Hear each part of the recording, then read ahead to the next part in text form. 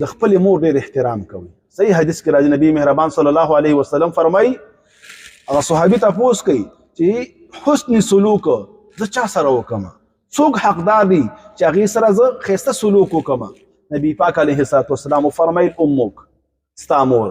حسن سلوک څه مقصد دی؟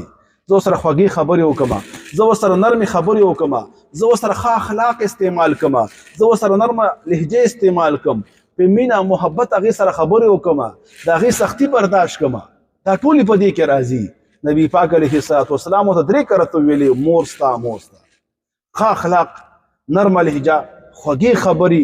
که هغه چېرته سخته خبرو کې هغه هم زنانه ده نو هغې سره برداشت معامله کول پکار دی. د انسان سره 2 اشیا دي، یو د سره خپل خواهش دی او بل الله تعالی طرف نه ته حکم د صبر دی. بعضې اوقاتو کې یو انسان چې دا راګیریږي نو دا د خپل خواهش د وجې نه بربادېږي. ځکه که مور دته سختي وکړه یا پلار ورسره سختي وکړه یا استاد ورسره سختي وکړه نو دته خواهش دا وي چې سخت جواب ورکړه، کنځلې ورته وکړه، بدې ردې ورته ووایه، ګزار پرې وکړه. دا د خواهش څوک دی؟ نفس غواړي، شیطان غواړي چې دقه شانتې وکړي. لیکن الله تعالی څه فرمایي؟ صبر وکړه. که چېرته تا د صبر لمن را ونیوله، تا صبر وکړه او صبر دې خپل کړه نو بیا د صبر حکم د الله د طرف نه دی. د صبر انجام کامیابی ده، د صبر انجام جنت دی، او د خواهش چې برداشت ونه کړي د هغې انجام په جهنم دی. ستا دپاره بد صفت دی. نو دغې وجې نه نبي پاک علیه الصلاة والسلام څه فرمایي چې د خپل مور سره ښه سلوک.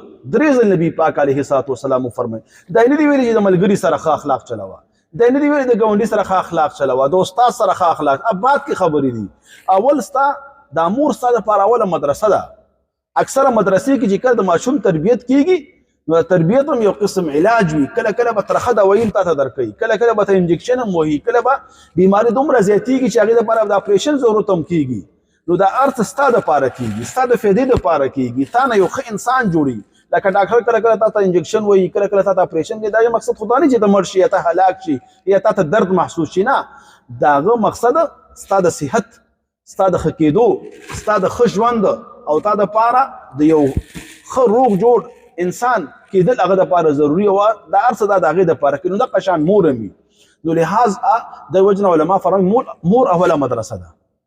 خپل مور سره ښایسته اخلاق، ښایسته نرمي. مور کله هم دا نه غواړي چې بچی بد شي یا بچی خراب شي یا بچی تباه شي یا بچی ناکام شي، نه. مور او پلار په دنیا کې واحد هغه هستیانې دي چې هغه د بچي کامیابي غواړي. اکثره ډېر شکایتونه داسې راځي چې موږ کورونو کې د مور او پلار سره ښه اخلاق نه چلو، برداشت معامله ورسره نه کوو، خوږې خبرې ورسره نه کوو، مدرسې نه لاړ شو هغوی ته ټیم نه ورکوو. دا زما ستا دپاره د ناکامۍ سبب دی. مور او پلار درته دعا وکړه، الله تعالی به دې عزتمند کړي، الله تعالی به دنیا او آخرت ښایسته کړي. دلته دې تاسو مور او پلار رالیږلي دې دپاره چې تا نه ښه انسان جوړ شي. او که ته لاړ شې کور ته مور باندې سلام نه کوې، مور سره خوږې خبرې نه کوې، اخلاق ورسره نرم نه چلې نو بیا به ته هم بدنامېږي او ستا اداره به هم بدنامېږي او مدرسې به هم بدنامېږي او ستا استاد به هم بدنامېږي. څومره نقصان ستا